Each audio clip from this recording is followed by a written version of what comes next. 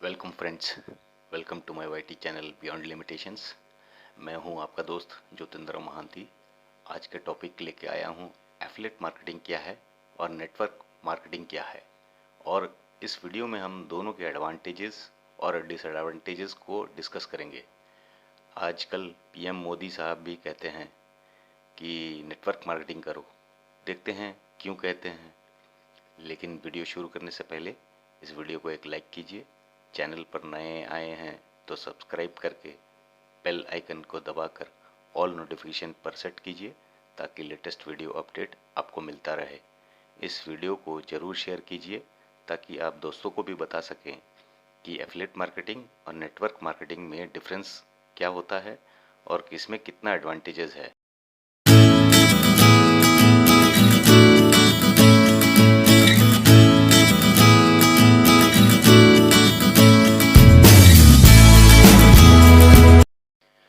Welcome back friends. चलिए जानते हैं कि एफिलिएट मार्केटिंग क्या है और नेटवर्क मार्केटिंग क्या होता है और दोनों में क्या क्या एडवांटेजेस है या फिर क्या डिसएडवांटेजेस है। एफिलिएट मार्केटिंग और नेटवर्क मार्केटिंग को मैं एक स्लाइड कंपैरिजन के द्वारा कंपेयर करके समझाता हूँ। पहला, एफिलिएट मार्केटिंग आप देख रहे होंगे लेफ्ट साइड में है। इसमें दूसरों के प्रोडक्ट्स को प्रमोट करते हैं या डिस्ट्रीब्यूट करते हैं। नेटवर्क मार्केटिंग में भी आप दूसरों के प्रोडक्ट्स या सर्विसेज को डिस्ट्रीब्यूट करते हैं।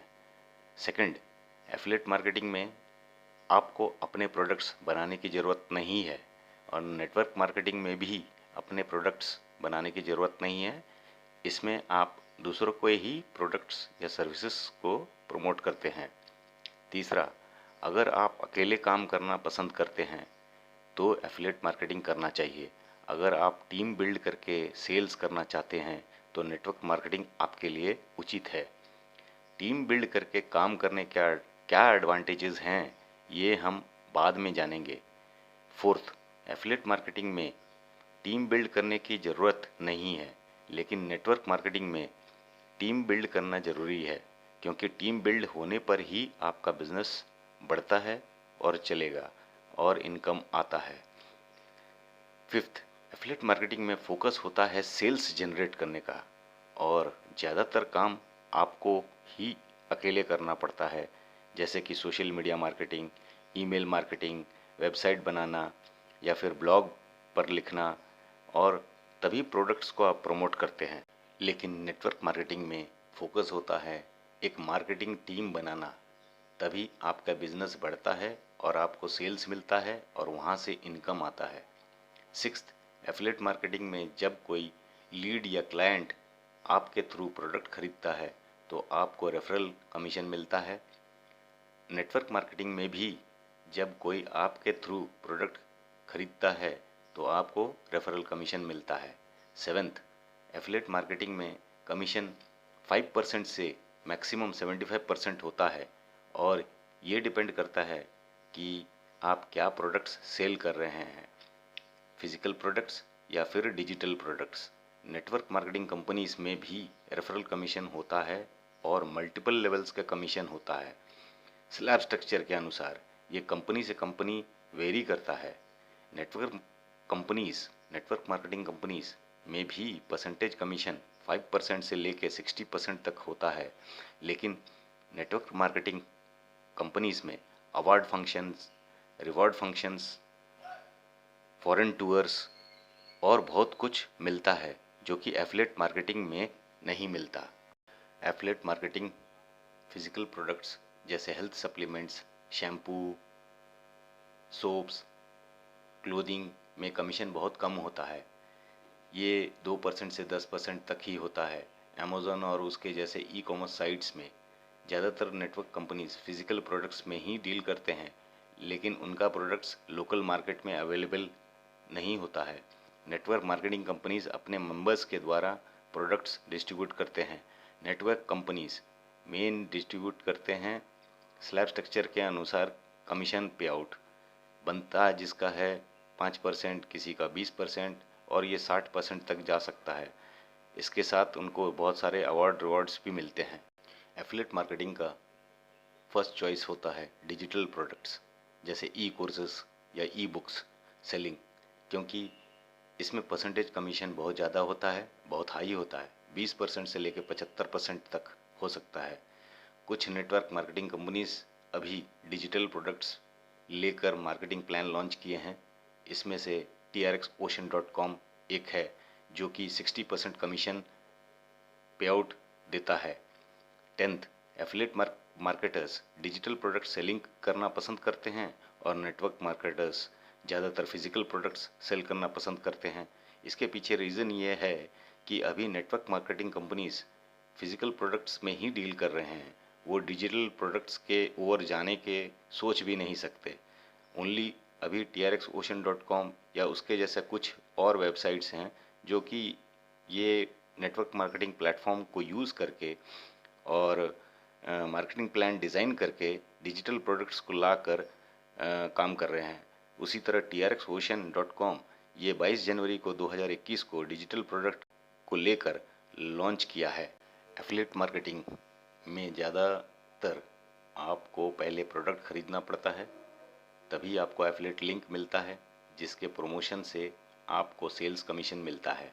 नेटवर्क मार्केटिंग में भी आपको पहले मेंबरशिप लेना पड़ता है, चाहे मेंबरशिप फीस के नाम पे ले, चाहे प्रोडक्ट्स के नाम पे ले, लेकिन मेंबरशिप आईडी जनरेट करने के लिए या एफिलिएट आईडी जनरेट करने के लिए आपको कुछ फीस देना पड़ता है।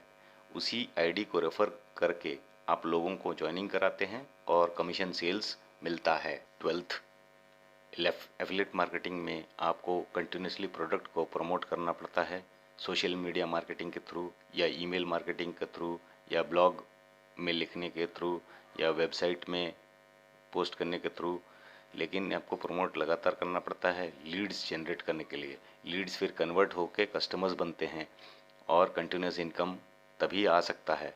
नेटवर्क मार्केटिंग में भी आपको कंटिन्यूसली प्रोडक्ट्स या सर्विसेज या कंपनी को प्रमोट करना पड़ता है, तभी न्यू प्रोस्पेक्ट्स कस्टमर्स बनते हैं और नेटवर्क बिजनेस बड़ा होता है। एफिलिएट मार्केटिंग और ये नेटवर्क मार्केटिंग को सारांश में मैंने समझाया है। एडवांटेज और डिसएडवांटेज को दोनों के देखेंगे कि किस में कितना एडवांटेजेस है, किस में कितना डिसएडवांटेजेस है।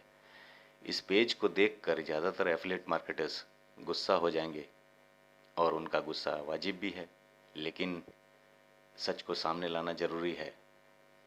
Disadvantages of affiliate marketing. पहला, एफिलिएट मार्केटिंग करने के लिए आपको कुछ बेसिक स्किल्स चाहिए, चाहे आप वेबसाइट डिज़ाइन कर सके, ब्लॉग बना सके, चाहे ईमेल मार्केटिंग कर सके या चाहे सोशल मीडिया मार्केटिंग कर सके। अमेज़न में रजिस्टर करने के लिए आपको वेबसाइट चाहिए। उसी तरह बहुत सारे ई कॉमर्स साइट्स के प्रोडक्ट्स को कमीशन पाने के लिए आपको वेबसाइट या ब्लॉग होना ज़रूरी है। लेकिन नेटवर्क मार्केटिंग में ये एडवांटेज होता है कि आप वेबसाइट या ब्लॉग बनाने की ज़रूरत नहीं है।